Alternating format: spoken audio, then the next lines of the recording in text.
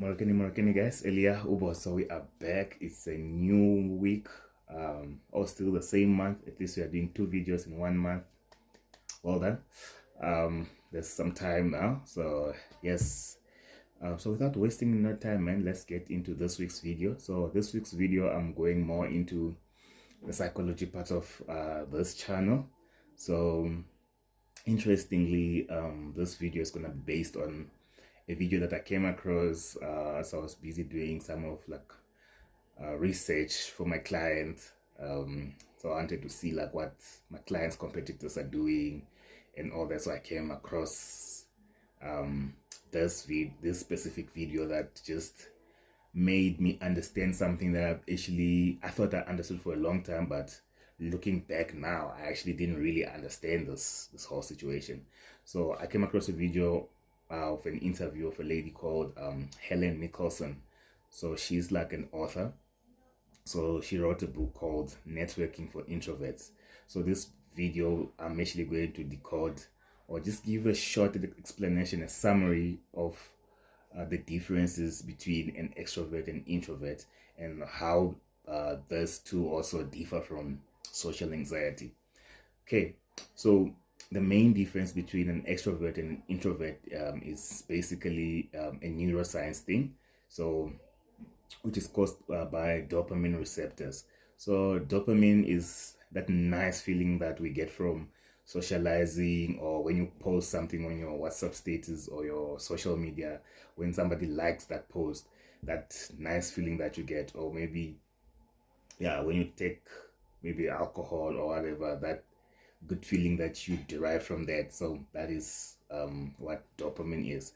So when it comes to an introvert and an extrovert, the um the one has more of this dopamine receptors and the other one doesn't have, has less of this.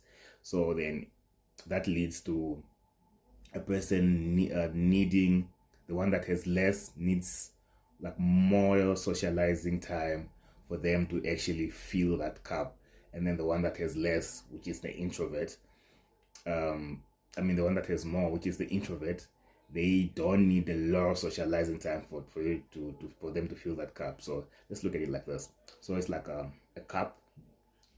We all have like a same size cup, but then for an introvert, their cup is already, let's say it's 75% filled, and then for an extrovert, it's 25% filled. So an extrovert then has needs more time in socializing for them to feel the remaining 75%. And for an introvert, you can see it's just 25% that they have to feel. So they need less time. So that's why you find like when you go out, like I actually experienced this, when you go out like with an introverted person, they don't stay out long. Like maybe after 2 hours max, they like, okay, I'm going home now. I'm done for the night, and like it used to piss me off, like, like I can go out like with a friend, mostly it's normally female friends. We go out as a group, and then this person just decides, oh guys, me, I'm done for the night, and we're like, what? We just got here, like, what the hell? So now I understand that actually they do not need actually that they don't need more time, more socializing time for them to fill that cup.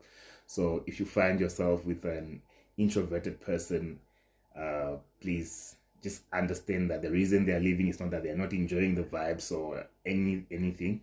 They literally, like, their cup is filled and they need to go. For some of us, it takes the whole night. You need the whole night to fill the cup. And the other thing is that introverted people actually, they need a lot of downtime after socializing for them to come back again. Again, I make reference to some of my friends. I have like some female friends where like they'll say like, okay, I just want to go clubbing this week, and then after that they will take even like a month or 2 months without even thinking of like going out to clubbing, whatever the situation might be. It's not that they don't like clubbing or whatever, it's just like their cup has been filled already. And unfortunately for extroverts is that the cup is like you have so much to feel. At the same time, it runs dry fast. That's why I like an extrovert person can go out the whole night, wake up tomorrow morning, maybe in the afternoon, they're out again at another event, rock the whole night, you know. So please, we shouldn't be hard on introverted people. So, and we mustn't misunderstand them. It's literally, it's not about us, it's not about them. We should just understand that they really don't need much time to be out. So if you find yourself in a relationship where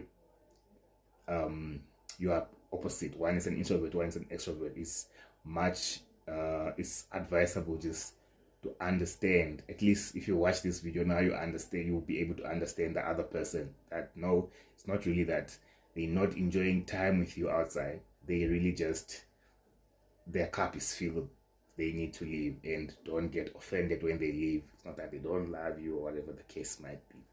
Okay. And then how does this situation differ from somebody who suffers from social anxiety?